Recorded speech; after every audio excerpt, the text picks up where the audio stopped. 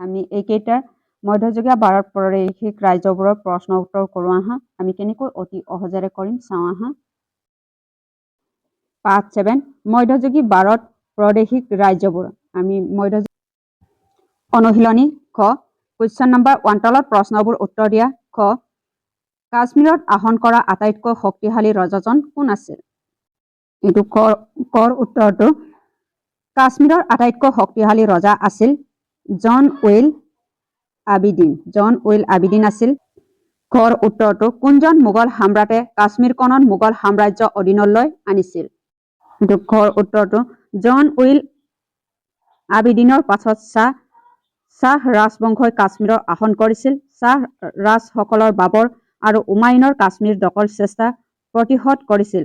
অৱশেষত ১৭৫৮ খ্ৰীষ্টাব্দত আকবৰ কাশ্মীৰ ৰাজ্যখনত মোগল সাম্ৰাজ্য অধীনলৈ আনিছিল। এইটো হ'ব আকবৰ কাশ্মীৰ ৰাজ্যসভালৈ মোগল সাম্ৰাজ্য অধীনলৈ আনিছিল। কৰ উত্তৰটো আমি ইয়াৰ পৰা ইয়ালৈকে লিখিব লাগে। গড় উত্তৰটো বিখ্যাত হলিঘাটৰ যুদ্ধ কাৰ কাৰ মাজত সংঘটিত হৈছিল? গড় উত্তৰটো বিখ্যাত হলিঘাট যুদ্ধ মোগল সম্ৰাট বাবৰ আৰু মুৱামৰি ৰাণ প্ৰতাপ সিংহৰ মাজত সংঘটিত হৈছিল। এইটো হ'ব গড় উত্তৰটো। এইটো গড় উত্তৰটো জোনপুৰ ৰাজবংশৰ শ্ৰেষ্ঠ ৰজা কোন আছিল? এইটো গড় উত্তৰটো এইটো হ'ব চুলতান ইব্ৰাহিম লোধি শ্বাহ হ'ব। ৰাজবংশৰ সৰ্বশ্ৰেষ্ঠ আছিল কোন হ'ব? চুলতান ইব্ৰাহিম লোধি শ্বাহ হয়।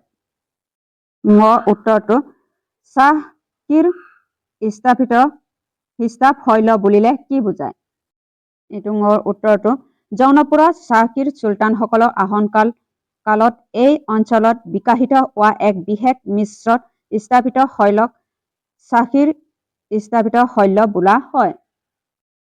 প্ৰথম গুজৰাটত আটাইতকৈ শক্তিশালী ৰজাজন কোন আছিল? গড় উত্তৰটো গুজৰাটত আটাইতকৈ শক্তিশালী ৰজা আছিল মহমুদ বাঘৰা হয়।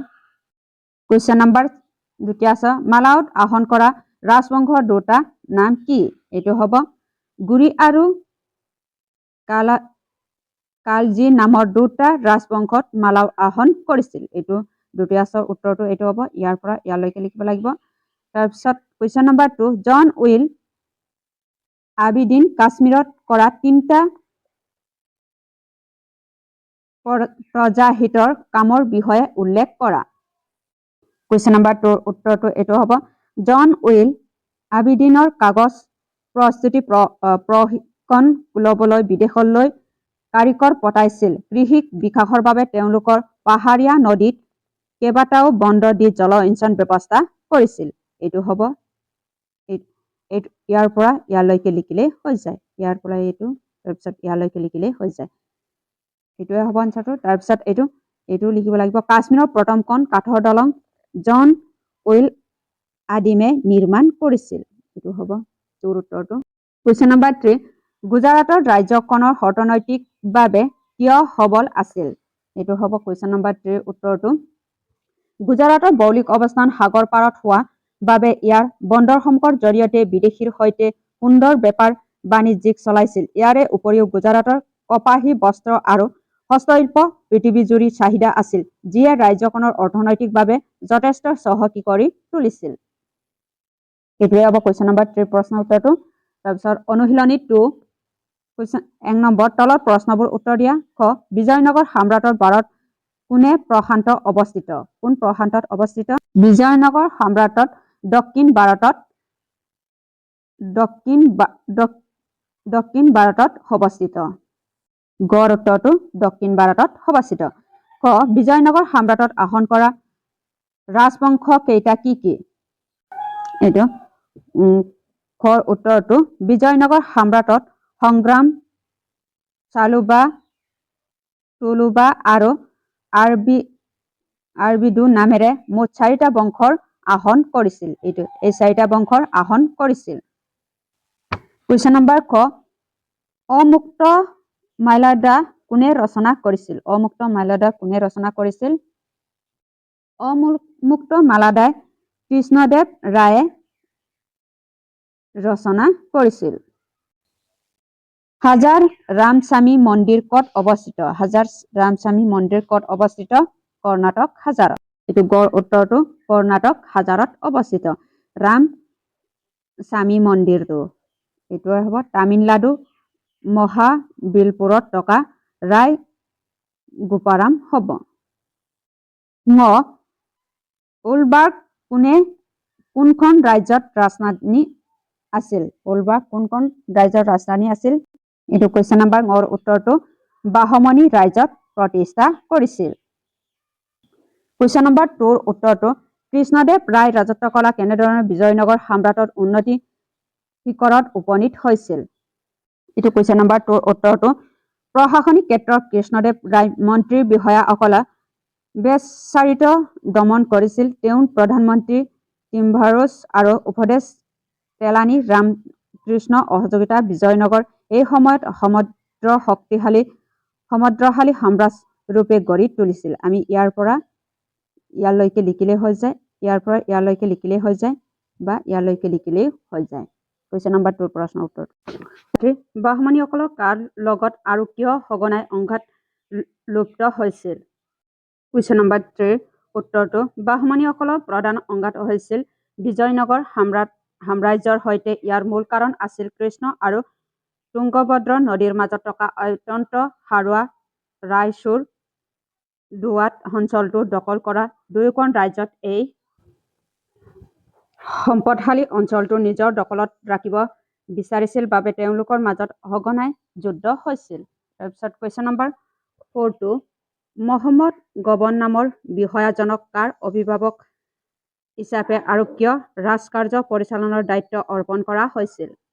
কুৱেশ্যন নম্বৰ 3 উত্তৰটো মহম্মদ গবন এজন অত্যন্ত বিদগ্ধ নীতি প্ৰসায়ন আৰু কাৰ্যদক্ষ ব্যক্তি আছিল। তেওঁৰ বাহমনী ৰাজ্যৰ ৰাজনীতি আৰু সামৰিক দিশত অতি বিজ্ঞাপন আছিল। তেওঁৰ ৰাজ্যৰ অসাধাৰণ প্ৰশাসনিক দক্ষতা আৰু সত্তাৰ বাবে তেওঁক ৰাজ্যৰ প্ৰধানমন্ত্ৰী হিচাপে ৰাজকাৰ্য পৰিচালনা আৰু গুৰুদায়িত্ব অৰ্পণ কৰা হৈছিল। অনুশীলনী 3 কুৱেশ্যন নম্বৰ 1 তলৰ প্ৰশ্নবোৰ উত্তৰ দিয়া। খ বংগলৈ কোন কোন দেশৰ ভ্ৰমণকাৰী আহিছিল? কুৱেশ্যন নম্বৰ 3 উত্তৰটো মধ্যযুগৰ বংগলৈ প্ৰধানকৈ ইটালী পৰ্তুগাল আৰু চীন আদি দেশৰ ভ্ৰমণকাৰীসকলৰ আহিছিল। কুৱেশ্যন নম্বৰ খ কোনটো ৰাজবংশৰ দিনত পৰ্তুগীজসকলৰ বংশত কাৰখানা স্থাপন কৰিছিল? খৰ উত্তৰটো ইউৱেনচাং আছিল।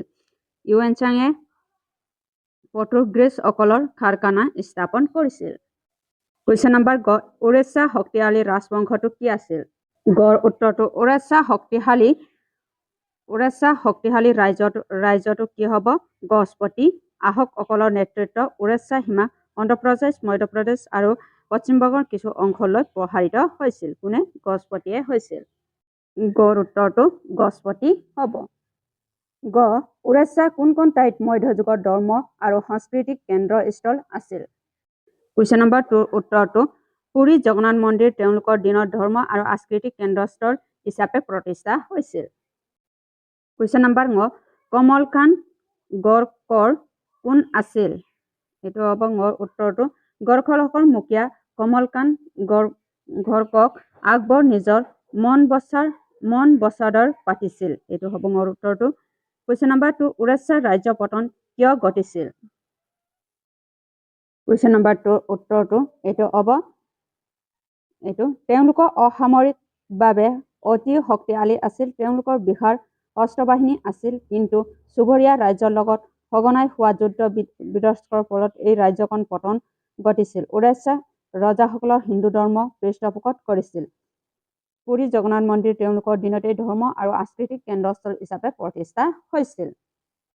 কুৱেশ্যন নম্বৰ 3 উত্তৰটো জাকত আৰু গলিদসকল কোন আছিল? তেওঁলোকৰ কিয় এটাইৰ পৰা আন ঠাইলৈ ঘূৰি ফুৰিছিল? এইটো গড় উত্তৰ 3 নম্বৰৰ উত্তৰটো এইটো হয়। জাকত আছিল উত্তৰ-পশ্চিম ভাৰত এক গাঁৱৰীয়া আৰু কৃষক সম্প্ৰদায়ৰ, আনহাতে গলিদাসকলে আছিল পশ্চিম হিমালয়ৰ এক ভেড়া পালনকাৰী জনজাতি। তেওঁলোকৰ মূলটো তেওঁলোকৰ পশুধনৰ বাবে খাদ্য আৰু ঋতুভেদ অনুকূল পৰিৱেশ অনুসন্ধান এটাইৰ পৰা আন ঠাইলৈ ঘূৰি ফুৰিছিল। এইটো কুৱেশ্যন নম্বৰ 2 উত্তৰটো। তাৰপিছত কুৱেশ্যন নম্বৰ 4 মধ্যযুগত ভাৰত বসবাস আৰু অঘৰী জাতিকেইটাৰ নাম লিখা। তেওঁলোকৰ প্ৰধান জীৱিকা কি আছিল? এইটো কুৱেশ্যন নম্বৰ 4ৰ উত্তৰটো এইটো হ'ব। মধ্যযুগৰ ভাৰত বসবাস কৰা কেইটামান অঘৰী জাতি হ'ল জাট, কলিতা আৰু বনজৰা। তেওঁলোকৰ প্ৰধান জীৱিকা আছিল চিকাৰ কৰা, পশুপালন আৰু বেহা বেপাৰ কৰা। তেওঁলোকে পোহনীয়া জন্তুৰ ওপৰত বিভিন্ন সংগ্ৰাম সামগ্ৰী বোজাই কৰি এখন ঠাইৰ পৰা আন এখন ঠাইলৈ গৈ বাণিজ্যিক কৰিছিল। এইটোৱে হ'ব পাৰ্ট 7ৰ প্ৰশ্ন উত্তৰটো।